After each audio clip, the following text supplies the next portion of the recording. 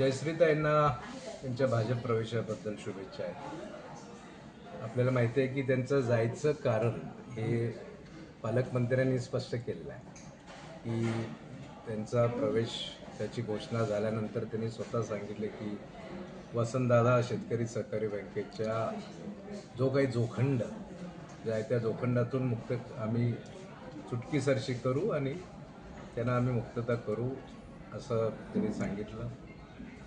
आनंद आहे, त्यांची तर मुक्तता व्हावीच, त्याबद्दल काय दुमत नाही आहे. परंतु त्याचबरोबर जे ज्या गोरगरिबांच्या ठेवी शेतकरी बँकेमध्ये आहेत, अनेक संस्थांच्या ठेवी आहेत, महानगरपालिकेच्या ठेवी त्यामध्ये आहेत. आणि मला असं वाटतं की आता त्यांच्यामुळं चंद्रकांत दादा आणि जयश्रीताई या मिळून निश्चितपणानं त्यांनी या ठेवी देखील लोकांच्या परत करण्याकरता पुढाकार घ्यावा, जेणेकरून अनेक गोरगरिबांचे आशीर्वाद त्यांना लागतील असे एक सांगलीकर आणि एक आपल्याला आहे की अशा अनेक हजारो ठेवीदारांच्या दृष्टिकोनातनं अशी आमची मागणी आहे. पालकमंत्र्यांनी आणि त्यांनी स्पष्ट केलेलं आहे, त्यामुळं त्याचं कारण आपल्याला आता माहिती झालं आहे. म्हणजे जे कारण सांगायचं ते त्यांनी सांगितलं असल्यामुळं त्यांच्या उत्तरातच ते सर्व आले ते काय आले. काँग्रेसला नुकसान असं मी नक्की म्हणणार नाही, कारण जनतेनं ज्यावेळेला मी सांगली विधानसभेची निवडणूक लढवली त्यावेळेला हे सर्व लोक माझ्या विरोधामध्ये होते. जे जे आता त्या पक्षामध्ये गेलेले आहेत ते विद्यमान माजी नगरसेवक असतील, त्याच्या मागच्या टर्ममधले माजी नगरसेवक असतील किंवा अन्य त्यांचे कार्यकर्ते असतील, हे सगळे विरोधात असताना त्यांचं डिपॉझिट जप्त झालेलं आहे. आणि त्यामुळं एकसंघपणे काँग्रेस पक्ष पुन्हा या निवडणुकीला सामोरं जाऊन नक्की लढेल, जिंकेल, त्यात कुठं शंका नाही आहे. हे महायुतीचं सरकार आल्यानंतर या तिन्ही पक्षामध्ये चढाओढ लागलेली आहे की राज्यातले काही त्या जिल्ह्यामध्ये असणारे प्रमुख नेते, प्रमुख कार्यकर्ते आपापल्या पक्षामध्ये यावेत म्हणून एक खुली ऑफर अनेकांना ते देत असतात.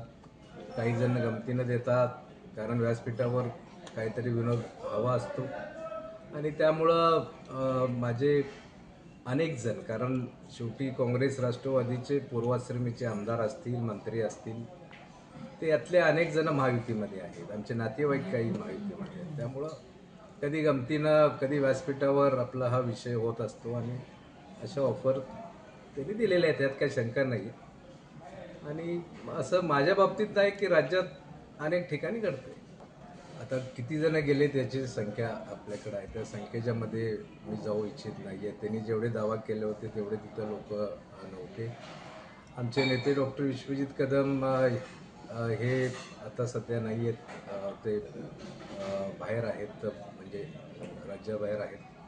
त्यामुळे ते आल्यानंतर त्यांच्याशी चर्चा होऊन सगळे पुढचे निर्णय घेतले जाणार आहेत. जयश्रीताई असतील, मी, विशाल पाटील, महेंद्र लाड आणि हे सर्व आम्ही मंडळी, आम्ही 5 जण, आम्ही आणि आदरणीय मोहन शेट्टी, हे सर्व काँग्रेसच्या पॅनलमधनं किंवा काँग्रेसचे म्हणून आम्ही एकत्रित महाविकास आघाडीचं जे पॅनल केलं त्यातून निवडून आलो होतो. आणि आम्ही 5 जण काँग्रेसचे असल्यामुळं साहजिकच आमच्या सर्वांच्या संमतीनं बँकेचं उपाध्यक्षपद जयश्रीताईंना दिलेलं होतं.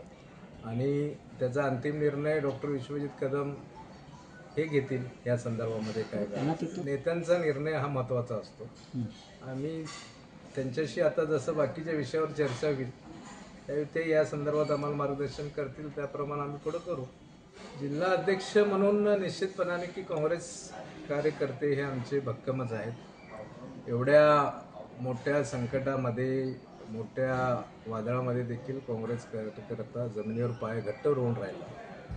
आणि म्हणूनच मला एका निवडणुकीमध्ये 87,000, एका निवडणुकीमध्ये 77 ते 78 हजाराच्या आसपास मतं मिळाली. ही कार्यकर्त्यांच्या आणि जनतेच्या बळावर.